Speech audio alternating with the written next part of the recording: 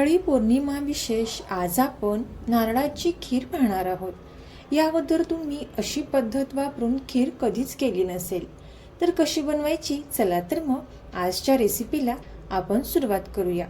तर सर्वात अगोदर इथे आपल्याला एका कढईमध्ये पाणी ठेवायचं आहे। आता या पाण्याला एक चांगली उकळी येऊन द्यायची आहे। पाण्याला चांगली उकळी आल्यानंतर इथे आपण ओलं खोबरं या पद्धतीने पाण्यात ठेवायचं आहे आणि यावरती झाकण ठेवून एक 5 ते 7 मिनिटांसाठी हे असेच ठेवून द्यायचं आहे। आता 5 ते 7 मिनिटांनंतर गॅसचा फ्लेम बंद करायचा आहे आणि हे ओलं खोबरं आपल्याला पाण्यातून काढून घ्यायचं आहे। आता हे खोबरं पाण्यातून काढून घेतल्यानंतर आपल्याला थोडंसं हे कोमट होण्यासाठी असेच साईडला ठेवून द्यायचं आहे। थोडंसं हे कोमट झाल्यानंतर इथे आपण एका सुरीच्या साहाय्याने हे खोबरं काढून घेणार आहोत।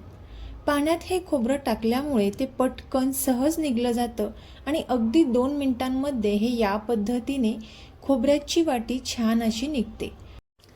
आता या खोबऱ्यावरची जी साल आहे ती आपल्याला काढून घ्यायची आहे। या प्रकारे इथे मी या संपूर्ण खोबऱ्याची साल काढून घेते। तोपर्यंत जर तुम्ही आपल्या चॅनेलवरती नवीन आला असाल तर नक्कीच आपल्या चॅनेलला सबस्क्राईब करा आणि सबस्क्राईबच्या पुढचे बेल आयकॉनचे बटन दाबा, जेणेकरून इथून पुढच्या छान छान रेसिपीज सर्वात अगोदर तुम्हाला पाहायला भेटतील।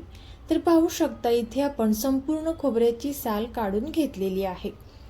आता हे खोबरं आपल्याला एका छोट्या किसणीच्या साहाय्याने किसून घ्यायचं आहे। इथे तुम्ही मिक्सरला बारीक देखील करू शकता, पण हे खोबरं किसत असताना अगदी बारीक किसणीचाच वापर करायचा आहे। इथे मी हे संपूर्ण खोबरं या पद्धतीने किसून घेतलेलं आहे। आता एका पॅनमध्ये आपल्याला 1 चमचा तूप घालून घ्यायचं आहे। तूप घातल्यानंतर इथे आपण जे खोबरं किसून घेतलेलं आहे ते संपूर्ण किसून घेतलेलं खोबरं या पॅनमध्ये घालायचं आहे। आता एक 2 ते 3 मिनिटांपर्यंत आपण हे छान असं परतून घेणार आहोत। एक 2 ते 3 मिनिटांपर्यंत मंद आचेवरती हे छान असं परतून घेतल्यानंतर यामध्ये आपल्याला 1/4 कप साखर घालून घ्यायची आहे।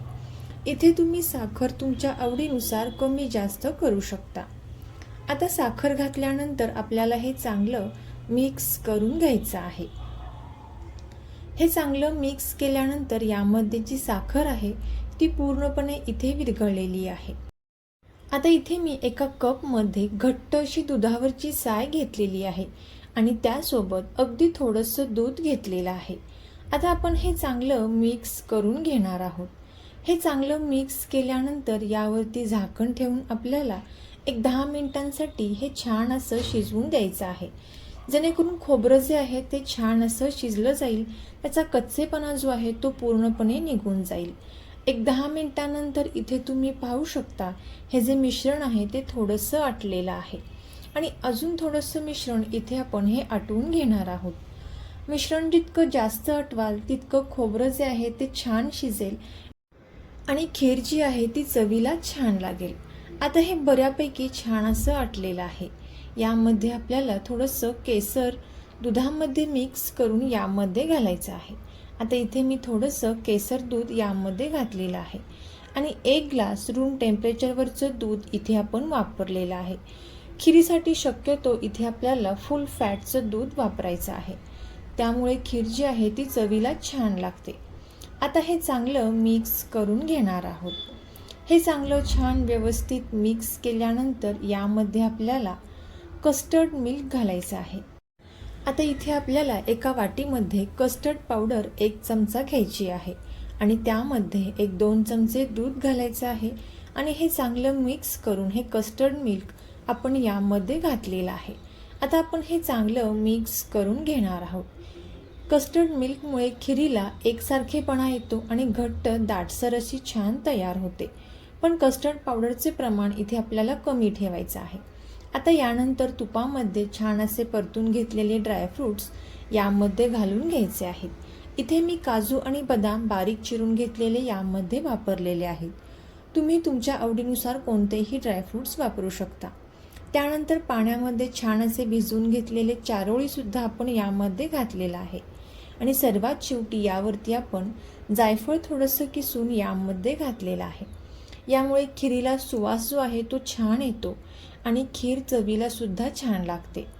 आता इथे आपण याला चांगलं मिक्स करून घेणार आहोत आणि 1 चमचा तूप इथे आपण यामध्ये घातलेला आहे. आता तूप घातल्यानंतर पुन्हा एकदा चांगलं मिक्स करूयात आणि 10 मिनिटांसाठी ही खीर छान अशी आटवून घ्यायची आहे. खीर जितकी जास्त आटवाल तितकी चवीला छान लागते. पण तुम्हाला कितपत ती पातळ हवी आहे, कितपत घट्ट हवी आहे, त्यावर तुम्ही ती खीर आटवू शकता. तर इथं आपली ही मस्त अशी नारळाची खीर तयार झालेली आहे. तर तुम्ही सुद्धा याच पद्धतीने ओल्या नारळाची ही खीर नक्की ट्राय करून पहा आणि कशी झाली. तुम्हाला जर ही रेसिपी आवडली असेल तर नक्कीच ही रेसिपी आपले मित्रमैत्रिणी आणि नातेवाईकांसोबत शेअर करा.